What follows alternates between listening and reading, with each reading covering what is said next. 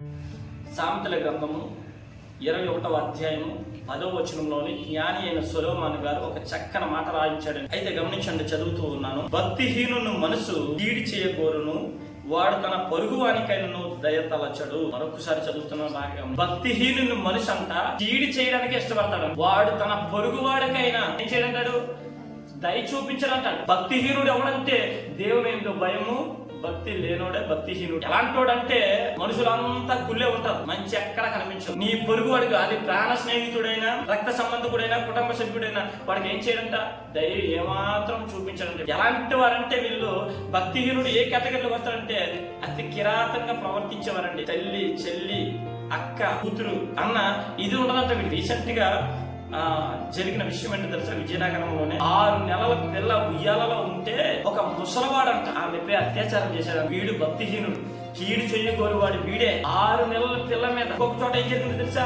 6 సంవత్సరాల పిల్ల మీద అత్యాచారం, దౌర్భాగ్యం. ఎవరు అంటే వీళ్ళు భక్తిహీనులండి. కీడు చేసేవారు వీళ్ళు. పొరుగువాడికి మేలు చేయాలన్న ఆలోచన ఉండదు. 6 నెలల పిల్ల మీద ముసలోడు, 55 సంవత్సరాలు 60 సంవత్సరాలు దాటి పైబడిన వ్యక్తి మనవరాల వయసులో ఉన్న ఆ పుట్టిన పిల్ల మీద అత్యాచారం చేయడానికి మనుషులంతా కిరాతంగా మూర్ఖంగా ప్రవర్తిస్తున్నారు చూడండి. అందుకే ఈ రోజు పెద్ద అంటే వయసులో ఉన్నవాడు పెద్దవాడు కాదండి, మంచి మనసు ఉన్నవాడు పెద్దవాడు. 65 సంవత్సరాలు ఉన్నవాడు కూడా 10 సంవత్సరాల బాలికని చెరుపుతూ ఉన్నాడంటే 60 సంవత్సరాల వయసులో ఉన్నాడు కూడా 6 నెలల పిల్ల మీద అత్యాచారం ప్రయత్నం చేస్తూ ఉన్నాడంటే ఆడి పెద్దలా అవుతాడు. దేనికి పెద్దవాడు? మనసులోని కీడు చేయాలనే ఆలోచన కలిగిన వాడు వాడి పెద్దలా అవుతాడు. తన పొరుగువానికి మేలు చేయలేని వాడు ఎలా పెద్ద అవుతాడు? దేవుని సంగమా గమనించాలి. ఈ రోజు ఇదిగో వయసులోని సంవత్సరాలు ఎక్కువ సంవత్సరాలు వచ్చేసాయి కదా, వాడిని పెద్ద అనుకోవడానికి వీలు లేదు. మంచి మనసు ఉన్న ప్రతి ఒక్కడు కూడా పెద్దే, మేలు చేసే ప్రతి ఒక్కడు కూడా పెద్దే. భక్తిహీనుల మనసు కీడు చేయడానికి పరుగులు తీస్తూ ఉంది. భక్తి చేసి ఉంటే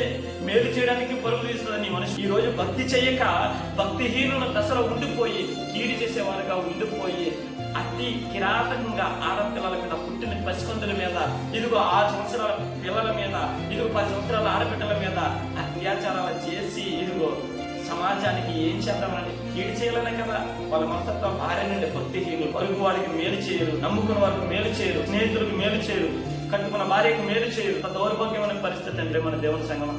దయచేసి భక్తిహీనుల దశలో మీరు ఉండిపోవద్దు. భక్తిహీనులుగా ఉండిపోవద్దండి, భక్తిహీనులుగా చనిపోవద్దు.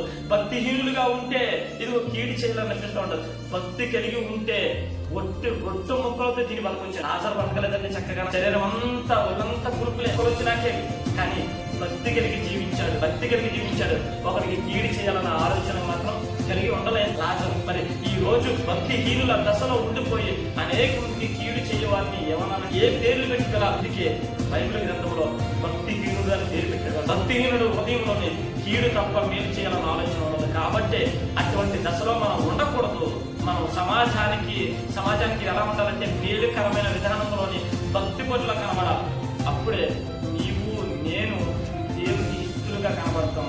అటువంటి మనల్ని దేవుడు ఇష్టపడతాడు. ఒక రోజు చనిపోయినప్పటికీ కూడా లాజరు లాగా అబ్రహాము ఆనుకొని